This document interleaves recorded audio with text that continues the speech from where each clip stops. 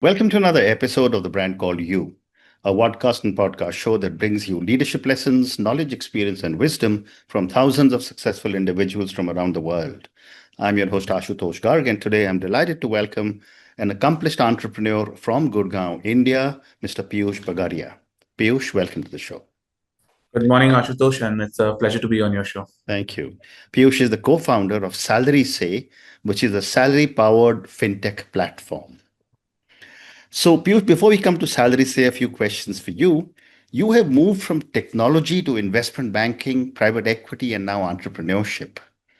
What patterns connected these very different chapters of your career? Ashutosh, firstly, pleasure to be on your show, and thanks for having me. I think great question to begin with. My journey has been quite multifaceted. I would think so. I've looked at things, from a technology lens, from a banking lens, and an investor lens, and to ultimately starting up. I would say one of the key things was a desire to always, contribute to the India growth story, Mhm. which I think is, the biggest phenomenon of 21st century, which is playing out in front of us and will play out for rest of the century. And, the desire to be a part of it. So whether it was, working in global private equity and attracting FDI investment into India, Mhm. to now building something, for the salaried Indian, which, I personally associate very meaningfully with, it's all linked to, the great opportunity which lies in front of us. Very interesting. Having evaluated more than 50 financial institutions, what did you learn about what separates great financial businesses from average ones? Amazing. I think one of my key learnings, Asutosh, I would say is two. First is India is a deeply credit starved market. So the easiest thing to do in financial services is to lose discipline Hmm. because you can see growth come by very easily, and the hardest thing is to build capability. So the best businesses versus the others are differentiated on two core attributes. First is the use of technology, which requires investment upfront but pays out dividends in the long run, and which is something is hard to build in the DNA of a world where bonuses are annual in the industry. Second, more importantly, is having a risk and collection discipline, Hmm. and embedding it in the DNA of how you think, which Hmm. is absolutely critical, because here origination and disbursement is easy, but building that architecture is hard, which is why when we started SalarySe as well, we were solving the problem for salaried Indian, but instead of going origination first, we use technology to solve the problem of of the consumer, to solve the problem of collection and risk, which is Hmm. what truly differentiates us. Fascinating. You also worked in philanthropy and education. How has this experience influenced the way you have built your business today? No, absolutely. I think having that human core is absolutely critical, and a deeper understanding of who we are solving for. I think one of our core customer segment is what we call the middle class Indian, who today is struggling very deeply. Given cost of living in India, challenges of day to day life, Hmm. and while they have a salaried job, but if someone is earning 20,000, 30,000, 40,000 in India, life is not as easy. Yeah. I think that forms the core of a lot of what SalarySe is also trying to solve, in terms of creating an impact in their lives. And then we do it in a very interesting fashion, which I'll talk to you subsequently about. Absolutely. So let's come to SalarySe then. Tell me a little bit about what was the motivation to start SalarySe, or what was the problem you saw in India's salaried workforce that led to the creation of SalarySe? Ashutosh, I would say it is the problem of day to day challenges of the middle class salaried Hmm. Indian. you know Originally it was assumed that being salaried is a ticket to a good life, Hmm. and globally, if you see, financial services, a lot of things are designed for the salaried workforce. But in India, unfortunately, because of structural constraints, and sort of India being a low margin economy, that didn't play out. So even within the salaried segment, under penetration is very massive, even on basic products. Like, to give you one example, India and China have a similar population now, but the number of Chinese who have access to, a credit card or revolving credit is almost 8 to 10 times that of number of Indians. Hmm. It's a big gap. Less than 5% of the country has access to liquidity, in case any exigency strikes in their life, and which does happen. So Yeah. that is a major drawback in our, in the way things were. And we felt we can come up with a technology solution which can solve this problem for, for today's young India specifically, especially if you are, joining a workforce, you are young, you are Right. aspirational, you need that support, and you need that. I think technology can play a bridge now. Hmm. With the advent of AI and the UPI technology in India, we Hmm. saw there was a big opportunity to connect the two together and actually solve for this customer segment. Hmm. Well said. For my viewers and listeners, Piyush, tell me, what does salary powered fintech really mean in practical terms? Yes, I think for a salaried Indian today, the biggest source of his power is his salary. Yeah.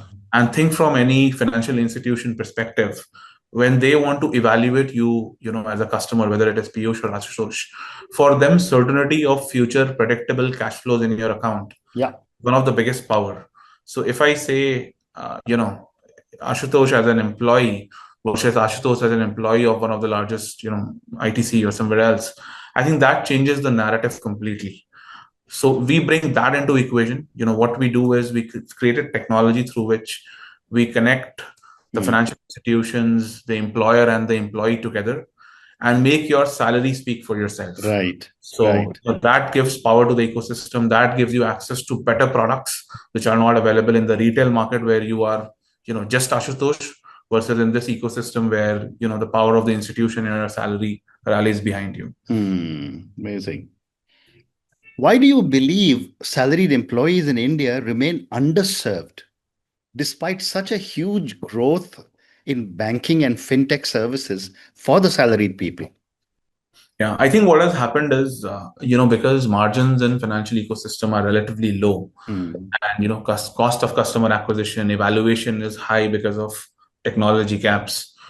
Essentially, what has played out is, there has been like an India one and an India two kind of a situation, even within the salaried customer. Hmm. The top, let's say 1 or 2%, or at best 5% of India has access to most premium products and services. Hmm. But barring that, it's a gap. Hmm. And most of the banks and existing solutions keep catering to the top 5%, where everyone is lining up to serve them. But what about the rest? What about Hmm. a young engineer who's graduated from college 2 3 years out of job?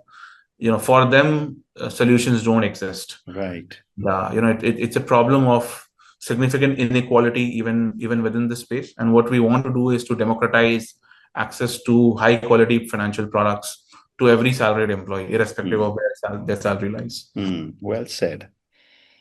And, my next question, while I understand it myself, when I started working for ITC, there was always a challenge between when you got your salary and what by the end of the month. But for my viewers and listeners, what are, as based on your understanding, are the biggest financial pain points employees face between pay cycles? Yeah, I think, Ashutosh, what is really happening in India right now is, for most young Indians, aspirations are high and deep, Yeah. and responsibilities are also high. Hmm. But salary, and given the reality of the world, Indian organizations can increase pay scale only to a certain level. Correct. So which is a big gap. Like, Hmm. one of the key segments we work for are, the IT segment and healthcare. And in healthcare, I'll just quote one example which we see. Most of the nurses in India today, their salaries are not disproportionately high, while they are doing a great job. Hmm. Most nurses, are migrant workers. They come from select pockets in India, work in big cities like Mumbai or Delhi, and then they have to send money back home after getting their salary. And by mid of the month, they are, technically out of any cash. So there, they need liquidity solutions which can help them, carry their expectations for rest of the month. Hmm. Similarly, we see this trend playing out across multiple areas, and Hmm. this is a big gap which can be bridged. Okay. How does salary say create value for both employees and employers at the same time? You have explained for the employee, but what about employers? Great question. I think one of the biggest differentiation, Ashutosh, and which is why we now have 100 plus corporates working with us, all customers in the spaces which I described, is essentially that our technology solves for employers' pain point as well. When we understand this problem statement, it was very clear that till the organization's problem is solved, you can't align all stakeholders together to solve the problem for the last mile employee only. Mm, And one of the greatest findings which we had was in most of corporate India, the desire and intent of, let's say, the HR function or the finance function to help the employees there is just that nimble technology solutions were missing, which can solve for compliance of organizations. No organization will sort of do things which are not in interest of the organization. So balancing the two together creates a strong win-win. Like our solutions, when deployed in organizations at scale, help employees increase their net take home by almost 6 to 10% using laws of the land which exist in India today. I'll just reiterate this: without adding any cost to the company, we help employees increase their net take home by 6 to 10% of the salary, which is big, which is in a way an employee getting their 13th month salary bonus without adding any cost to the employer. And mm. all of it is 100% compliant, which is one of the key differentiation and USP of SalarySe. Very well said. But the other factor in any kind of money is the factor of trust. Yes. How do you earn trust from first time users, and how do you trust first Yeah. time borrowers? Absolutely, great question again, Ashutosh. So this is you hit the nail right on its head. When we started, one of the most important questions for us was this, and we took a rather unconventional approach of building trust at a design stage itself. So Hmm. as a youngest company, first we went for a UPI TPAP license, which is awarded by NPCI, and we were very fortunate to be blessed by them. Hmm. But that established a level of credibility. Hmm. Second was all the necessary technology certifications and changes which can give employer the trust that we are a credible player with backed by the regulatory framework of the country. Hmm. Then comes about validating trust with the employee, where our model plays a big differentiation. Because we are going in a curated channel through the employer, the trust gets automatically established courtesy this architecture, and then it gets reinforced by day-to-day dealings. I'm very happy our service stats are over 99.5%, which Wow. is one of the best in the industry. Hmm. We're very proactive in managing any queries customers might have, which is what reflects in all our numbers as well. How amazing. But the other aspect is that a lot of employees fear a debt trap. Indians by and large have been told, Mm. maybe not the younger Indians now, but they also don't take a loan Yeah. in a hurry. Mm. How do you ensure Salary Save promotes healthy borrowing habits? Yeah.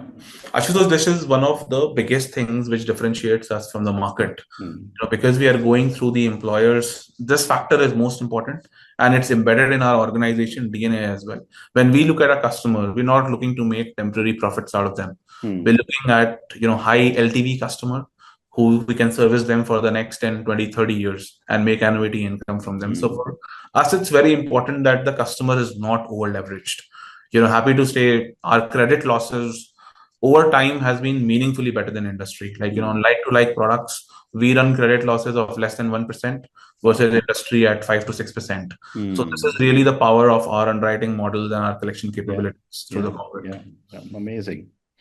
How do you see India's digital public infrastructure changing the future of lending? This has been a game changer. I think Hmm. we're sort of living in an era where India has been at the absolute forefront globally Hmm. on financial technology innovation. Our whole ecosystem is built on the UPI architecture, and this is the public infrastructure. Further innovations on this, like the ones we have done in terms of adding a credit on UPI layer or adding an AI based flexible benefits layer, I think will totally dramatically change the nature of benefits which employees can get and the nature of Hmm. savings they can make.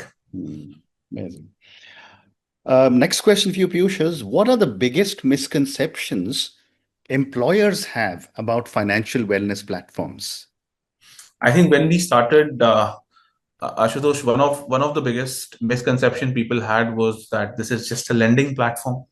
And that was a big one for us to dispel, because we are a technology innovation. Historically there were solutions which were only doing, lending in some way or the other. Like for us, that's a very small portion of what we do. So there Mm, are four big buckets of any financial well-being ecosystem, which is to, save, spend, borrow, and invest. mm, And we combine all the four together. We help people meaningfully save on taxes using our AI-based flexible benefit solution, which is the best in India right now. We help, people save meaningfully. We help people invest meaningfully, and layer all of this together with a very strong education architecture, help mm, drive financial literacy mm, of the audience we service. mm. And you'd said a few minutes back about how you're using technology extensively. How do you see AI and data science improving personalized financial services for salaried people? And give me an example if you can. I think this is completely changing the nature of products and services. I'll give you two examples of products which we have. First is we have a product, which is we've created an AI agent, in-house AI agent proprietary called Uplift, which essentially uses UPI transaction data to deliver flexible benefits to the employee. So it is Mm, increasing your net pay very significantly without causing any pain in employee's life, and ultimately resulting in a 20 to 30% increase across organizations on the usage of flexible benefits. That's unheard of, in the marketplace so far. mhm, Second is, a product called PFM, or Personal Finance Manager, where we use an AI based architecture to help employees plan for their financial lives. We have had employees coming in telling us that, I'm going to get married in 2 years. How do I plan for it? How do I save for it? So, it's an AI based personalized solutions which takes you along every step of the journey. It tells you how much you can borrow, what is the best place to borrow. If you have current borrowings, can you refinance them at a lower rate? How much should you save? Where should you save? Give the complete ecosystem and architecture towards it. mm, mm. So again, a hypothetical question, but if I'm, say, earning 50,000 rupees a month in a medium-sized company, what is the kind of borrowing I could do? And what are some of the checks and balances you would put in place on me? Yeah, I think our underwriting is completely governed by the RBI framework. Yeah. The big differentiation which we bring is, because we work with corporates, we can leverage that level of trust, like you said, and validate a lot of the data points which are otherwise hard to do. Mm, The second critical differentiation, Ashutosh, is the collection is done through our in-house technology, through which we can drive the collection at the payroll level itself. So mm, like to like for you, the cost of lending will be 200 basis points cheaper in SalarySe versus open market. Again, I would repeat this point, but let's say, Ashutosh, you got a loan in market at 16% in open market at your current salary level. In mm. SalarySe, you will get that loan at 14%, which is again big. Your that Yeah. long-term saving Yeah. is meaningfully powerful. Amazing. I have time for two more questions for you, Piyush. What regulatory changes, in your view, could accelerate responsible fintech growth in India for individuals?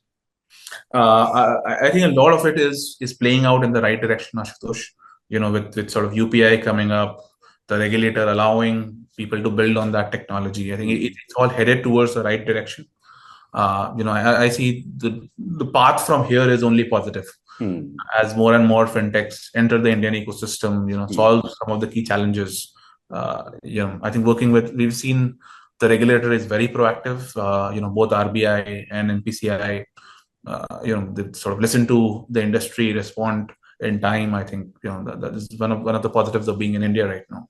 fascinating. And my last question for you, Piyush.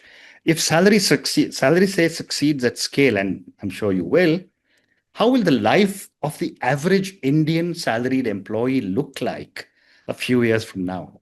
Yes, we are on a mission, Ashutosh, to give empowerment, dignity, and to add power to the salary of 100 million salaried Indians. Mm, I think that's the roadmap we want to solve in the next 3 to 5 years. I think our success will mean more power and better quality of life for the middle class salaried Indian. I think that's what we are solving for, and we're very confident we're going to get that. wonderful. And on that note, Piyush, I just want to say what a fascinating conversation this one has been. When I started life 50 years ago with ITC, and we used to get a salary of 1,500 rupees and 2,000 rupees. I remember we used to live very well from the first to the 20th, and then we'd be waiting for the next salary. And buying any durables, etc., was always a difficult task. I think what you're doing, you're empowering young people, you're empowering young couples, families with so much more cash flow that they will be able to manage their own aspirations so much better. And what's very fascinating is that not only are you empowering them with more cash flow, but you're also helping them to plan their finances better. Thank you Absolutely. so much for speaking to me, and good luck to you. Thank you. Thanks, Asutosh. Thank you for listening to the Brand Called You videocast and podcast, a platform that brings you knowledge, experience, and wisdom of hundreds of successful individuals from around the world. Do visit our website www.tbcy.in to watch and listen to the stories of many more individuals. You can also follow us on YouTube, Facebook, Instagram, and Twitter. Just search for the Brand Called You.